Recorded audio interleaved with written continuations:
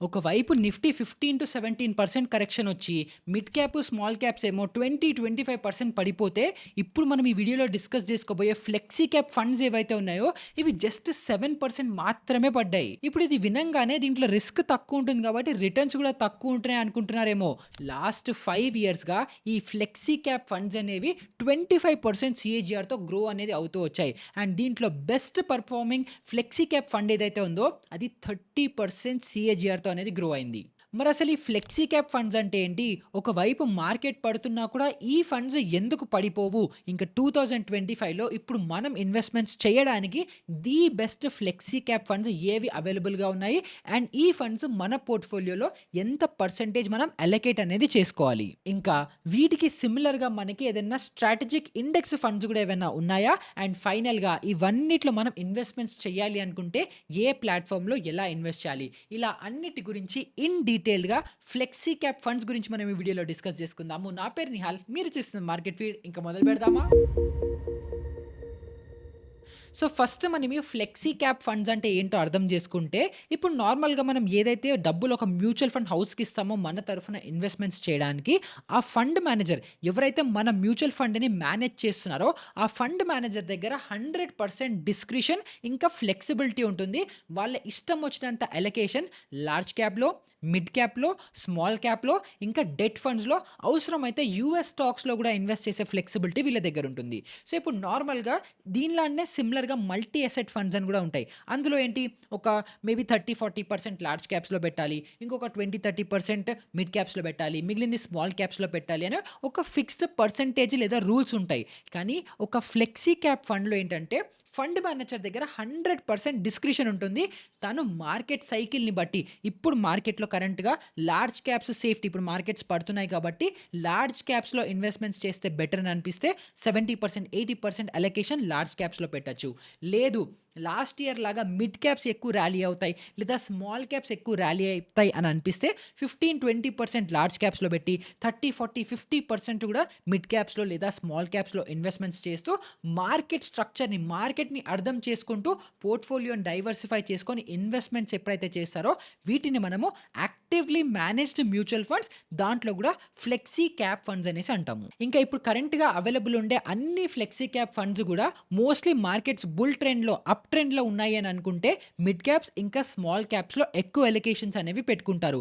అలా కాకుండా ఇప్పుడు మార్కెట్స్ ఉన్నట్టు డౌన్ ట్రెండ్‌లో ఉన్నాయి, బేరిష్‌గా ఉన్నాయి లేదా సైడ్ వేస్ ఉన్నాయి అని అనుకుంటే అప్పుడు లార్జ్ క్యాప్స్‌లో ఇంకా డెట్‌లో ఎక్కువ ఫండ్స్ అలొకేట్ చేసుకొని మిడ్ క్యాప్ ఇంకా స్మాల్ క్యాప్ ఎక్స్‌పోజర్‌ని తగ్గించుకుంటారు. సో, ఇప్పుడు ఫ్లెక్సీ క్యాప్స్ అంటే ఏంటో అర్థమైపోయింది కాబట్టి ఇప్పుడు best performing top 3 flexi cap funds ఏంటి? ఇప్పుడు కరెంట్ మార్కెట్ పడుతుంటే వీటి పర్ఫార్మెన్స్ ఎలా ఉందో ఫస్ట్ మనం అదే అనలైజ్ చేసుకుందాం. సో, ఇప్పుడు కరెంట్ మార్కెట్‌లో మనకు అవైలబుల్ ఉండే top 3 best flexi cap mutual funds ఏవి అవైలబుల్ ఉన్నాయో దాని లిస్ట్ కోసం నేను ఇక్కడ మనీ కంట్రోల్ వెబ్‌సైట్‌ని యూజ్ చేస్తున్నాను. సో, ఇక్కడ ఏంటంటే మనకి హిస్టారికల్ రిటర్న్స్ అన్నీ కూడా మనకి కనిపిస్తాయి. సో, ఇక్కడ మీరు ఫస్ట్ కాలమ్ ఇది అడ్వర్టైజ్‌మెంట్ అది పక్కన వదిలిపెట్టేసేయండి. ఇక్కడ స్పాన్సర్డ్ అని ఉంది కదా!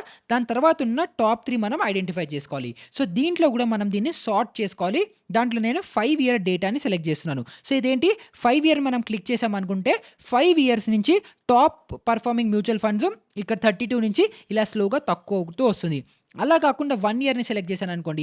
1 ఇయర్‌లో బెస్ట్ పర్ఫార్మింగ్, వర్స్ట్ పర్ఫార్మింగ్ ఇలా ర్యాంక్ అనేది అవుతాయి. సో, ఇక్కడ నేను ఫస్ట్ మనము 5 ఇయర్‌ది యూజ్ చేస్తున్నాను. ఎందుకంటే ఈ ఫ్లెక్సీ క్యాప్స్ ఏవైతే ఉన్నాయో 2020 నవంబర్ నుంచి స్టార్ట్ అయ్యాయి. సో, దానికంటే ముందర అసలు ఫ్లెక్సీ క్యాప్ అనే కాన్సెప్టే లేదు కాబట్టి 2020 నవంబర్ నుంచి మనం డేటా తీసుకోవాలి. సో, ఆల్మోస్ట్ 5 ఇయర్స్ అవుతుంది కాబట్టి 5 ఇయర్స్ రిటర్న్స్ సీఏజీఆర్ మనం చూద్దాం.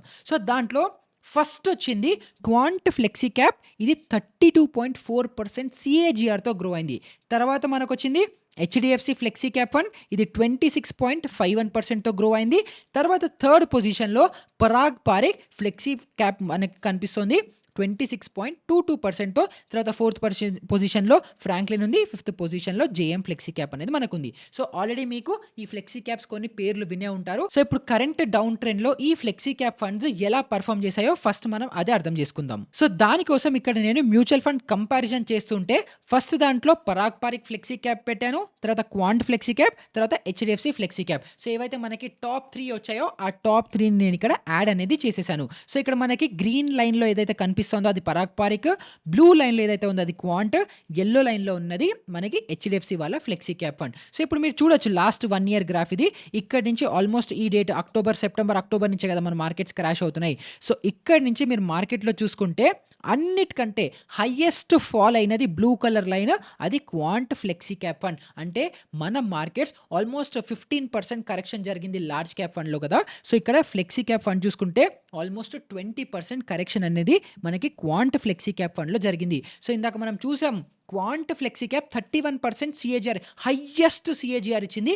అండ్ అదే ఫండ్ హైయెస్ట్‌గా పడింది గూడా.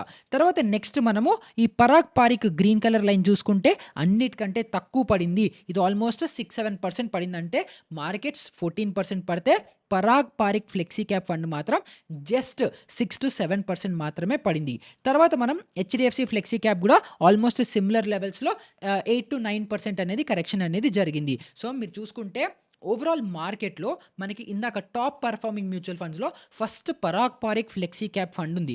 అదే హైయెస్ట్ పర్ఫార్మింగ్, హైయెస్ట్ పడింది. తర్వాత మనకి సెకండ్ పొజిషన్‌లో హెచ్‌డిఎఫ్‌సి ఫ్లెక్సీ క్యాప్ వచ్చింది. అది మంచి 26% సీఏజీఆర్‌తో గ్రో అయింది. అది పరాగ్ పారిక్ కంటే కొంచెం ఇంకా ఎక్కువ పడింది. తర్వాత పరాగ్ పారిక్ ఫ్లెక్సీ క్యాప్ అన్నిటికంటే ఈ హెచ్‌డిఎఫ్‌సి ఫ్లెక్సీ క్యాప్ ఫండ్ సిమిలర్‌లోనే 26% సీఏజీఆర్‌తో వచ్చింది. అది అన్నిటికంటే లీస్ట్‌గా పడింది. సో, ఈ 3 ఫండ్స్‌లో గూడా మనం ఎందులో ఇన్వెస్ట్‌మెంట్స్ చెయ్యొచ్చు అని సేఫ్‌గా ఇన్వెస్ట్‌మెంట్స్ చేయొచ్చు అనుకుంటే ఒకటి పరాగ్ పారిక్ ఫ్లెక్సీ క్యాప్, ఇంకోటి హెచ్‌డిఎఫ్‌సి ఫ్లెక్సీ క్యాప్‌ని మనము కన్సిడర్ అనేది చేసుకోవచ్చు. కానీ జస్ట్ మనం ఈ గ్రాఫ్ చూసి మనం కన్సిడర్ చేసేసుకొని ఇన్వెస్ట్‌మెంట్స్ చేసేయాలా అంటే ఎప్పుడూ చేయొద్దు. మనం డీటెయిల్డ్‌గా ఫస్ట్ మనం పరాగ్ పారిక్ ఫ్లెక్సీ క్యాప్‌ది, క్వాంట్ ఫ్లెక్సీ క్యాప్‌ది, ఇంకా హెచ్‌డిఎఫ్‌సిది కంపారిజన్ టేబుల్‌లో మల్టిపుల్ పారామీటర్స్‌ని కంపేర్ చేసుకొని ఆ తర్వాత డెసిషన్ తీసుకుందాం. సో, ఈ 3 ఫండ్స్‌ని కంపేర్ చేయడానికి నేను వాల్యూ రిసర్చ్ అనే వెబ్‌సైట్‌ని యూజ్ చేస్తున్నాను. అండ్ దాంట్లో ఈ 3 ఫండ్స్‌ని యాడ్ చేసుకున్నాను. Parag Parikh flexi cap, quant, ఇంకా హెచ్‌డిఎఫ్‌సి. సో, చాలామంది నన్ను అడుగుతూ ఉంటారు కదా! మీరు రిసర్చ్ ఎలా చేస్తారు? మీరు మ్యూచువల్ ఫండ్స్‌లో ఏది బెస్ట్ అని ఎలా కంపేర్ చేసుకుంటారు అని చెప్పి. సో, ఇలా వాల్యూ రిసర్చ్ వెబ్‌సైట్ అవ్వచ్చు, మనీ కంట్రోల్ వెబ్‌సైట్ అవ్వచ్చు, గ్రో వెబ్‌సైట్ అవ్వచ్చు, ఇలాంటి చాలా మార్నింగ్ స్టార్ అవ్వచ్చు. ఇలాంటి వెబ్‌సైట్స్‌లో మీకు చాలా డీటెయిల్డ్ ఇన్ఫర్మేషన్ ఉంటుంది. ఆ ఇన్ఫర్మేషన్ బేసిస్ మీద మీరు అండర్‌స్టాండ్ చేసుకొని మీకు ఏ మ్యూచువల్ ఫండ్ కరెక్ట్ కాదు అనేది మీరు జడ్జ్ అనేది చేసుకోవచ్చు. సో, ఇక్కడ ఫస్ట్ మనము ఈ 3 యాడ్ చేసేసుకున్నాను. కేటగిరీ అన్నీ మనకి ఫ్లెక్సీ క్యాప్స్‌లో వస్తాయి. సో, వీఆర్ రేటింగ్ అని ఉంది. నార్మల్‌గా మనకి క్రిసిల్ రేటింగ్స్ ఎలా ఉంటాయో అలాగే ఈ వీఆర్ రేటింగ్స్ కూడా. సో, దీంట్లో మనం చూసుకుంటే పరాగ్ పారిక్‌కి 5 స్టార్స్, మనకి హెచ్‌డిఎఫ్‌సికి కూడా 5 స్టార్స్ ఉంది. కానీ క్వాంట్‌కి 3 స్టార్స్ ఉంది. అది ఎందుకో మనం వన్ బై వన్ అర్థం చేసుకుందాం. క్వాంట్ హైయెస్ట్ సీఏజీఆర్ ఇచ్చింది 31% కంటే ఎక్కువ. అయినా కూడా దానికి 3 స్టార్స్ ఎందుకున్నాయో మనం అర్థం చేసుకుందాం. సో, దాంట్లో ఫస్ట్ ఏంటంటే నెట్ అసెట్ అంటే మన మ్యూచువల్ ఫండ్ మేనేజర్, మన మ్యూచువల్ ఫండ్ కంపెనీ, ఇప్పుడు ఈ పరాగ్ పారిక్ కంపెనీ అవ్వచ్చు, లేదా క్వాంట్ అవ్వచ్చు, లేదా హెచ్‌డిఎఫ్‌సి అవ్వచ్చు. ఈ ఫ్లెక్సీ క్యాప్ ఫండ్‌లో ఎంతమంది డబ్బులు ఇన్వెస్ట్ చేశారని మనకి ఈ నెట్ అసెట్ వాల్యూ చెప్తుంది. So, Parag Parikh flexi cap ఏదైతే ఉందో దీంట్లో 88,000 crore రూపీస్ ఇన్వెస్టర్స్ ఇన్వెస్ట్ చేశారు. తర్వాత హెచ్‌డిఎఫ్‌సి సెకండ్ పొజిషన్‌లో 64,000 crores రూపీస్ ఇన్వెస్ట్ చేశారు.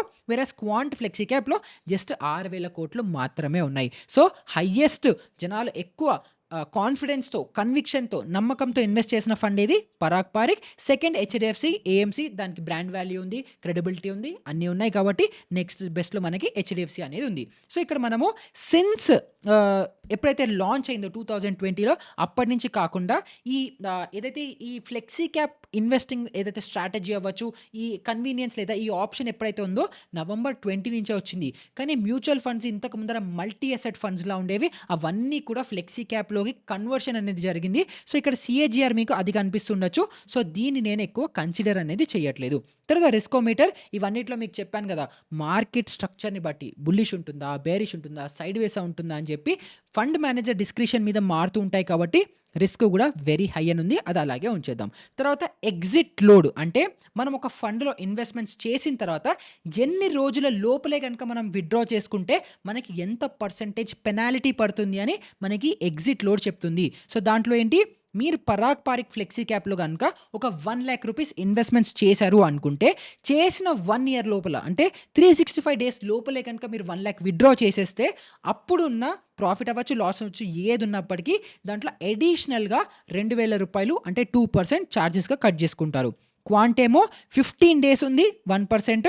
తర్వాత మనకి హెచ్‌డిఎఫ్‌సి 1% ఉంది 365 డేస్. కానీ ఒక విషయం గుర్తుపెట్టుకోండి. ఏదైతే ఈ ఫ్లెక్సీ క్యాప్ ఫండ్స్ అయితే ఏవైతే ఉంటాయో ఇలాంటి వాటిల్లో మీరు long term 5 years, 10 years, 15 years, 20 years కోసం అలానే మీరు ఇన్వెస్ట్‌మెంట్స్ చేయాలి. ఒకవేళ ఫ్యూచర్‌లో ఏదైనా రెగ్యులేషన్ చేంజ్ వచ్చి ఫ్లెక్సీ క్యాప్స్‌ని ఆపేస్తున్నారు, లేకపోతే ఫ్లెక్సీ క్యాప్స్ ఇంకా డిస్కంటిన్యూ అవుతున్నాయి, లేదా మీకు సెట్ అవ్వట్లేదు అని అనిపిస్తే మీరు ఆ ఫండ్స్ నుంచి ఎగ్జిట్ అవ్వాలి. కానీ మీరు ఇన్వెస్ట్ చేస్తుంటే నెక్స్ట్ 5, 10, 15 ఇయర్స్ కోసం అని చెప్పి మెంటల్‌గా ప్రిపేర్ అయ్యి ఆ తర్వాత ఇన్వెస్ట్‌మెంట్స్ అనేవి చేసుకోవాలి. తర్వాత ఎక్స్‌పెన్స్ రేషియో అంటే మన మ్యూచువల్ ఫండ్‌ని మన ఫండ్ మేనేజర్ మేనేజ్ చేయడానికి ఇప్పుడు యాక్టివ్‌గా మార్కెట్‌ని స్టడీ చేస్తూ ఏ స్టాక్స్‌లో ఇన్వెస్ట్ చేయాలి, ఎంత పర్సెంటేజ్ అలొకేట్ చేయాలి అని ఒక ఫండ్ మేనేజర్ చాలా అనాలిసిస్ చేసి చేస్తారు కదా! సో, దానికి వాళ్ళు తీసుకునే charges Parag Parikh flexi cap ఏమో 0.63%. తర్వాత మనకి ఈ క్వాంట్ ఏమో 0.61, హెచ్‌డిఎఫ్‌సి ఏమో 0.81. ఆల్మోస్ట్ అన్నీ ఈక్వల్ రేంజెస్‌లోనే ఉన్నాయి. అండ్ ఎక్స్‌పెన్స్ రేషియో గుర్తుపెట్టుకోండి. మీ టోటల్ ఏయో మీ టోటల్ ఫండ్ ఇన్వెస్ట్‌మెంట్ ఎంతైతే ఉంటుందో, సపోజ్ మీరు ఎస్ఐపి చేసుకుంటూ వెళ్ళిపోయారు. అలా ఒక రూ. 1,00,00,000 మీ లంప్ సమ్ మీరు ఇన్వెస్ట్‌మెంట్స్ చేశారనుకుందాం in any of these 3 funds. అప్పుడు ఎవ్రీ ఇయర్ రూ. 0.63% అంటే 63,000 వాళ్ళు చార్జెస్ రూపంలో కట్ చేసుకుంటారు. అదే ఈ ఫండ్ అనే కాదు, మీరు లోకంలో ఏ మ్యూచువల్ ఫండ్ తీసుకున్నా అలాగే అవుతుంది. సో, మీరు ఎస్ఐపి చేసేటప్పుడు ఇప్పుడు మేబీ రూ. 100, రూ. 1,000, 10,000 చేస్తున్నప్పటికీ కూడా చిన్న అమౌంట్ కనిపించొచ్చు. కానీ ఎప్పుడైతే కాంపౌండ్ అవుతుందో, వెల్త్ పెరుగుతుందో అప్పుడు అంత పెద్ద అమౌంట్ మీద ఎక్స్‌పెన్స్ రేషియో అనేది ఎక్కువ అనేది జరిగిపోతుంది. తర్వాత ఫండ్ ఏజ్ ఏంటి మనం చూసుకుంటే ఆల్మోస్ట్ అన్ని 12 ఇయర్స్ ఉన్నాయి. ఎందుకంటే నేను ఇందాక మీకు చెప్పాను కదా! మల్టీ అసెట్ ఫండ్ నుంచి ఇవి కన్వర్ట్ అయ్యాయి. సో, ఇది కూడా మనము ఎక్కువ కన్సిడర్ అనేది చేయొద్దు. తర్వాత పోర్ట్‌ఫోలియో టర్నోవర్ ఇది ఏంటి అనంటే ఇప్పుడు నేను చెప్పాను కదా! మార్కెట్ సైకిల్‌ని బట్టి, మార్కెట్ మూవ్‌మెంట్‌ని బట్టి వీళ్ళు స్టాక్స్‌ని బయింగ్ అండ్ సెల్లింగ్ చేస్తూ ఉండాలి. లార్జ్ క్యాప్స్ అమ్మేసి స్మాల్ క్యాప్స్ తీసుకోవడము, స్మాల్ క్యాప్స్ అమ్మేసి లార్జ్ క్యాప్స్ కొనడము, అలా మల్టిపుల్ టైమ్స్ చేంజ్ చేస్తూ ఉండాలి కదా! సో, అలాగా ఒక ఫండ్ వాళ్ళు ఒక స్టాక్‌ని ఎన్ని సార్లు చేంజ్ చేస్తారని మనం చూసుకుంటే ఈ పరాగ్ పారిక్ ఫ్లెక్సీ క్యాప్ ఈ 3 కేటగిరీలలో అన్నిటికంటే తక్కువ జస్ట్ 12.76 ఉంది. క్వాంట్ ఏమో 364 అంటే ఫ్రీక్వెంట్‌గా వాళ్ళు స్టాక్స్ అమ్ముతూ ఉంటారు, కొంటుంటారు, అమ్ముతూ ఉంటారు, కొంటుంటారు, అమ్ముతూ ఉంటారు, కొంటుంటారు. అది క్వాంట్ వాళ్ళు చేస్తుంటారు. హెచ్‌డిఎఫ్‌సి వాళ్ళు 30 దగ్గరున్నారు. సో, ఇప్పుడు జస్ట్ ఈ పైన ఉన్న బాక్స్ మాత్రమే మనం కన్సిడర్ చేస్తే మనకి పరాగ్ పారిక్ ఫ్లెక్సీ క్యాప్‌లో ఫస్ట్ మనకి నెట్ అసెట్ వాల్యూ ఎక్కువుంది. తర్వాత మనకి ఎక్స్‌పెన్స్ రేషియో నెగ్లిజిబుల్‌గా ఉంది. తర్వాత మనకి పోర్ట్‌ఫోలియో టర్నోవర్ పర్సెంట్ కూడా చాలా తక్కువుంది. సో, చాలా స్టేబుల్‌గా ఫస్ట్ మనకి పరాగ్ పారిక్ ఫ్లెక్సీ క్యాప్, తర్వాత హెచ్‌డిఎఫ్‌సి ఫ్లెక్సీ క్యాప్ అనేది మనకు కనిపిస్తోంది. క్వాంట్ రిటర్న్స్ ఎక్కువున్నప్పటికీ రిస్క్ కూడా మనకి చాలా ఎక్కువ అనేది కనిపిస్తోంది. అండ్ ఇక్కడ మనము రిటర్న్స్ కూడా చూడొచ్చు. సో, రిటర్న్స్‌లో ఏంటి ట్రైలింగ్ రిటర్న్స్ పర్సెంటేజెస్‌లో మనం ఫస్ట్ మినిమమ్ 5 ఇయర్స్ చూడాలి కాబట్టి 5 ఇయర్స్‌లో పరాగ్ పారిక్ 26.22 ఇచ్చింది. హెచ్‌డిఎఫ్‌సి 26.51 ఇచ్చింది. మనకి క్వాంట్ ఏమో 32.4% రిటర్న్స్ ఇచ్చింది. 7 ఇయర్స్ అవ్వచ్చు, 10 ఇయర్స్ అవ్వచ్చు, ఇవి మ్యాటర్ అవ్వదు. ఎందుకు? ఇంతకు ముందర వేరే ఫండ్ లాగా ఉండేవి కాబట్టి. తర్వాత ఈ ఇయర్ టు డేట్ అంటే ఇప్పుడు నడుస్తున్న ఇయర్‌లో మనం చూసుకుంటే జనవరి 1 నుంచి ఇప్పుడు మార్చ్, ఇవాళ డేట్ ఎంత? ఇవాళ మార్చ్ 11న నేను వీడియో షూట్ చేస్తున్నాను. ఇప్పటి వరకు మనం చూసుకుంటే Parag Parikh flexi cap just 5% down ఉంది. నిఫ్టీ అవన్నీ ఎంత డౌన్ ఉన్నాయో మీకు చెప్పక్కర్లేదు. తర్వాత క్వాంట్ ఫ్లెక్సీ క్యాప్ 10% డౌన్‌లో ఉంది. హెచ్‌డిఎఫ్‌సి ఆల్మోస్ట్ 6% డౌన్‌లో అనేది మనకి కనిపిస్తోంది. తర్వాత నెక్స్ట్ మనము రిస్క్ రేషియోస్‌లోకి వెళ్ళిపోదాం. సో, రిస్క్ రేషియోస్‌లోకి మనం వచ్చేస్తే ఫస్ట్ స్టాండర్డ్ డీవియేషన్ మనకి చాలా ఇంపార్టెంట్. స్టాండర్డ్ డీవియేషన్ అంటే ఒక స్టాక్ లేదా ఒక మ్యూచువల్ ఫండ్ ఎంత పైకి, ఎంత కిందకి వస్తుంది అని చెప్పి మనకి స్టాండర్డ్ డీవియేషన్ చెప్తుంది. సో, దాంట్లో పరాగ్ పారిక్ ఫ్లెక్సీ క్యాప్ 10.75% ఉంది. క్వాంట్ 17% ఉంది. హెచ్‌డిఎఫ్‌సి 12.35 ఉంది. సో, స్టాండర్డ్ డీవియేషన్ ప్రకారం కూడా 10.75 అన్నిటికంటే లీస్ట్ పరాగ్ పారిక్‌లో ఉంది. తర్వాత మనము షార్పీ రేషియోలో చూసుకుంటే పరాగ్ పారిక్ 1% ఉంది. క్వాంట్ 0.66 ఉంది. హెచ్‌డిఎఫ్‌సి 1.2% ఉంది. సో, ఈ షార్పీ రేషియో ఏం చెప్తుంది? షార్పీ రేషియో మనం తీసుకున్న రిస్క్‌కి మనకి రిటర్న్స్ ఎంత వస్తున్నాయని షార్పీ రేషియో చెప్తుంది. సో, ఇక్కడేంటి మనం తీసుకునే రిస్క్‌కి మనకి సిమిలర్ రిటర్న్స్ అనేవి వస్తున్నాయి. ఇక్కడ కూడా మనం తీసుకున్న రిస్క్‌కి సిమిలర్ రిటర్న్స్ వస్తున్నాయి. కానీ క్వాంట్‌లో మనం ఎంతైతే రిస్క్ తీసుకుంటున్నామో రిటర్న్స్ అంత రావట్లేదు అని చెప్తున్నాయి. సో, ఇందాక మనం ఈ గ్రాఫ్‌లో చూసాం కదా! మనం రిస్క్ ఎక్కువ తీసుకొని రిటర్న్స్ కోసం ఎక్కువ తీసుకుంటే క్వాంట్ ఫండ్ కూడా అలాగే పడింది. కానీ ఇక్కడ మనము సిమిలర్ రిస్క్ తీసుకున్న దానికి సిమిలర్ రిటర్న్స్ కూడా మనకి వచ్చాయి. తర్వాత నెక్స్ట్ మనకి సార్టినో రేషియో ఉంది. ఇది షార్పీ రేషియోకే కొంచెం సింప్లిఫైడ్ లేకపోతే ఇంకొంచెం అడ్వాన్స్డ్ వర్షన్ అని చెప్పుకోవచ్చు. బట్ 2 సిమిలర్ స్టోరీస్ చెప్తాయి కాబట్టి దీన్ని నేను ఇక్కడ కన్సిడర్ చేయట్లేదు. తర్వాత బీటా వాల్యూ అంటే ఈ బీటా వాల్యూ ఏంటంటే ఇప్పుడు మనం ఒక స్టాక్‌ని ఒక ఇండెక్స్ వాల్యూతో తీసుకున్నాం. సపోజ్ ఇప్పుడు మనకి Parag Parikh flexi cap fund ఉంది. ఇది ఇప్పుడు దీని రెస్పెక్టివ్ ఇండెక్స్ అంటే ఇప్పుడు మనము లార్జ్ క్యాప్ స్టాక్స్ బెటర్‌గా పెర్ఫార్మ్ చేస్తున్నాయా లేదా అని దేనితో కంపేర్ చేస్తాము? నిఫ్టీ 50తో కంపేర్ చేస్తాము. అదే విధంగా ఇప్పుడు ఇక్కడ మనకు పరాగ్ పారిక్ ఫ్లెక్సీ క్యాప్ అనేది నిఫ్టీ 500 అనే ఒక ఇండెక్స్‌ని రిప్రజెంట్ చేస్తుంది. దీనికి బెంచ్ మార్క్ ఇండెక్స్ నిఫ్టీ 500.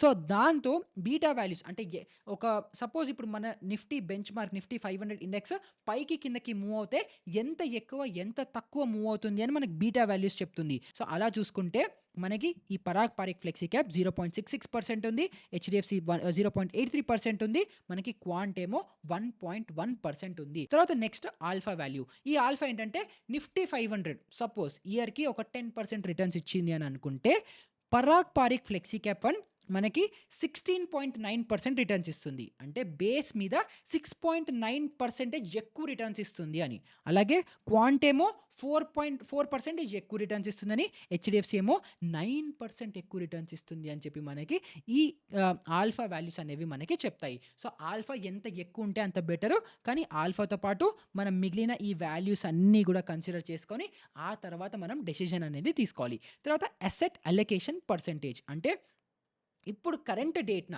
ఈ ఇండివిడ్యువల్ ఫండ్స్‌లో large cap, mid cap, small cap, క్యాష్‌లో, ఈ కమోడిటీస్‌లో ఎవరు ఎంత పర్సెంటేజ్ అలొకేషన్స్ ఉన్నాయో మనకి అసెట్ అలొకేషన్ చెప్తుంది. సో, దాంట్లో పరాగ్ పారిక్ ఫ్లెక్సీ క్యాప్ ఏదైతే ఉందో 77% ఈక్విటీలో ఉంది.